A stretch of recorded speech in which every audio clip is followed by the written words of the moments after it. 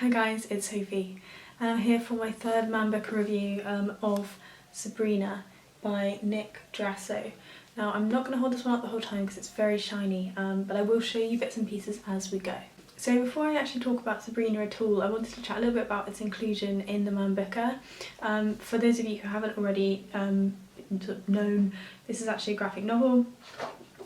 So graphic novels typically don't sort of count within literary prizes, and people who really like graphic novels obviously think that isn't right, and I think that I read an awful lot of graphic novels that are books before they're kind of like comics, and that they would then fit in the same category as books rather than comics. But I think it's really cool that it's in here. I think no one was really expecting it, and it certainly caused a lot of chatter. Some people really don't like it because they feel as though it takes away from the medium, I suppose, but I actually do think it's a good thing, and I think it was a bit of a fresh breath of air for me with the prize, just to see that they're willing to do new things, and I think lots of other people felt that way too.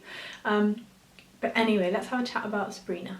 So Sabrina opens with a woman and her sister having a pretty normal chat about their lives, about what they've been up to, whether or not they want to get away for a little while together. And we follow through this kind of evening of her going to bed, and then swap characters to this man here. And we follow through the rest of the book that man that I just showed you, rather than Sabrina herself. So this is sort of a crime graphic novel, is kind of how I would describe it.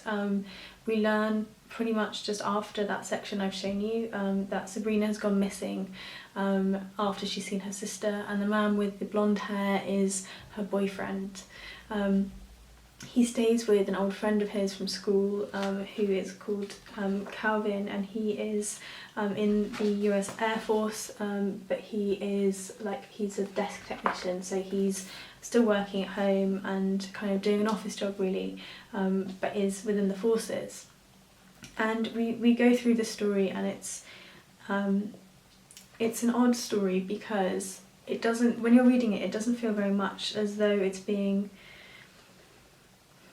told or plotted. You almost feel as though you're like a fly on the wall, like watching this go by, and it's going to be quite hard to kind of show that to you. But I'll try and show you just these panels at the top here. Can you see how we are literally just going from place to place with these people? The dialogue is fairly sparse throughout most of the book, but then we have sections toward the end, which I'll find one for you, where we end up with more kind of blocky text that you can see down there. And that can really draw your attention to the dialogue when you're there, and kind of quite overwhelming actually when it's all kind of coming at you at once. And I think that the use of sparseness and the imagery kind of added to the story, in that you feel as though life is kind of ticking along as it normally would with you watching it. Now there's the crime element of it, which actually I really enjoyed. I thought that was something I hadn't really seen in a graphic novel before, really, on like horror stuff, and it was just kind of how people cope after something terrible happens, or someone you love just vanishes. But as much as it's about that and the crime, it's also about the reaction that people can have to crime, and especially to events that happen today in the world we live in, where things can be quite hard to tell if they're real or if they're fake.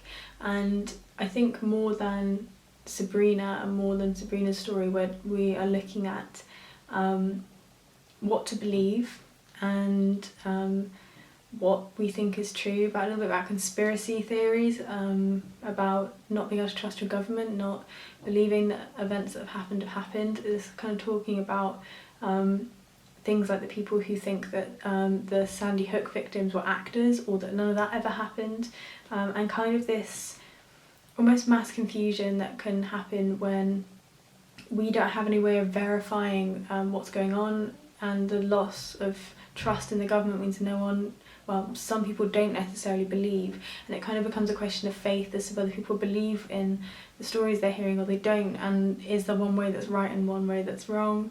It's very tricky, and we're talking about that, but it's also about the impact that has on the people who are affected directly, who might have people kind of contacting them to say, this is my theory about what's happened. And yeah, I think I wasn't expecting that at all, and I think I went in blind, and probably if I hadn't had this for the Man Booker, Sabrina wouldn't have drawn me to it. But if you're here watching this and you weren't really interested in it, that's a little bit more about it. It's crime with kind of conspiracy theories and paranoia, and a sense of paranoia that is somehow rooted in fact, because some things we can't trust actually, and sometimes the news we get or the information we get isn't true, and that can kind of build paranoias and confirm things and let them grow. And I think that was really interesting, and just not what I expected from this book at all. It is very quiet. It is, like I say, it's kind of like you're watching things happen rather than you're reading something with pace. It doesn't read with the same like thriller pace as something like a crime novel would. It really does feel like it's kind of bumbling along as life would. The last kind of thing that I would just say is I was actually a little bit disappointed with the end. I felt as though it kind of just stopped, and I get that, and I think maybe, you know, did I miss something? I might reread just the end like section again, but it did just kind of feel as though the story paled and faded, and I guess in some ways that's how that news cycle works, right, is that things come up and they're in the public consciousness, and then something else usurps them, takes their place, and they just vanish. But it felt a little unsatisfactory as a reader, but really that was my only criticism of it. I think it was a really solid book, and I thought it was a really interesting one to have in there. I'm glad it was there. Even if it had been like the worst book ever, I'd still be happy it was there. And it isn't by far the worst book. I also don't think it's the best graphic novel I've ever read. I think I've read a lot better graphic novels, but I think it's so important it's here. I don't really care what it is, and I did enjoy the process of reading it. So that was Sabrina by Nick Drnaso. Let me know if you've read it. I expect lots of people will read this one because it is an easy one to read. Yeah, so let's chat about it in the comments down below. I am reading the Overstory at the moment, so I think that might be my next review. And then I don't know, I think I've got 4 left that I own at the moment to read, and my boyfriend has Washington Black, which he is absolutely dying to lend to me and really enjoying it. He's been reading it rather than playing games, and that is very unusual for him to read rather than play computer games. So yeah, he's really enjoying that one. I'm not sure what I'm going to go to next. I might maybe do the Daisy Johnson just for something a little bit different. Anyway, I'll chat to you guys soon in my next video, and look after yourselves. Until then, bye.